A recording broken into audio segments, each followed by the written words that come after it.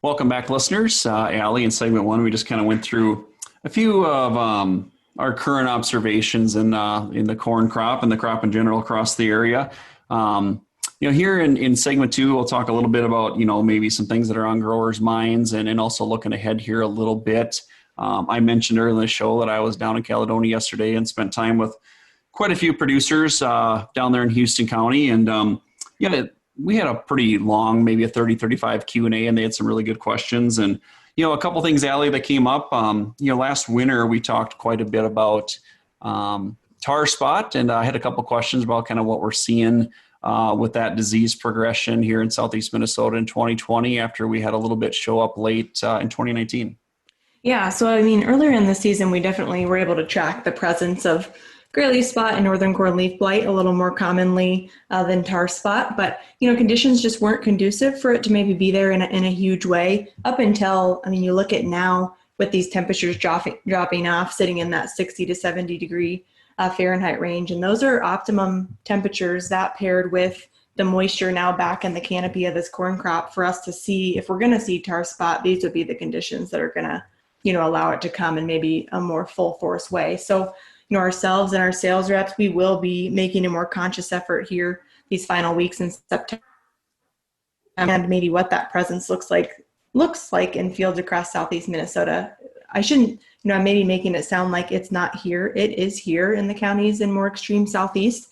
But like I said, with these conditions, not sure what your take is, but I would expect it to maybe progress a little bit, which, later in the season, that's where we saw it. Had more observations last season, so it's not a surprise to maybe see it ramp up with these conditions. Mm-hmm. Yeah, I think here to the month of September, I think a lot of the counties in Southeast are probably going to find a positive sample. We're still out doing some scouting and sample collecting, and we definitely got a few just off of visual ID that, I'm 99.99% sure that once we get results back, it's going to be positive. And I also think we're going to see more and more. And even in 2019, we didn't even notice it till late September, October. Sometimes it does just get a little bit easier. It sticks out a little bit more as the leaves start to senesce down because it is a disease that doesn't fade away with senescence. It almost jumps out at you even more. And it's a disease you can see all the way through, even in the residue after harvest. It's a disease you can see. So it's not something that's going to get harder to find. It'll probably get a little bit easier. And I think weather kept it in check for the most part with the higher temperatures and moisture stress, which is a good thing. But we'll want to make sure we understand where we saw it and also be thinking about that ahead. Allie, some other questions that were common. Obviously a lot of excitement around Enlist E3 soybeans. And really, Allie, the excitement is there as we do look at soybeans this year, whether it be, water hemp or giant ragweed, controlling those weeds in soybeans just isn't getting easier. Taking more trips, a lot of different chemistries, and obviously the performance and the ease of use of the Enlist E3 system is something growers are really taking a hard look at for 2021. Yeah, I get my ears right there. I'm thinking ahead of you. Yeah. Think twice. Yeah, you have to do. Time's flying, but yeah, it'll be here before we know it. And I think on the bean side of things, it's, obviously it's an interesting time in the bean sector, just with all the different options that you have available. But Enlist specifically, I just look at the convenience of that system and the flexibility, like you mentioned. And, we've had some trainings recently just thinking about what worked really well in that system this year. And I think number one, just that application window through R2 is really nice. And then two, if you look at that Enlist 1 herbicide, just the flexibility of options you have to pair in with some of the weed control there is something that definitely gets me a little more excited about the system as well. When you look at that system as a whole, what are some things that maybe jump out to you around the Enlist system? It's just, it's an attractive system. And yesterday when I was in Caledonia, I think we had 35 or 40 producers there, give or take.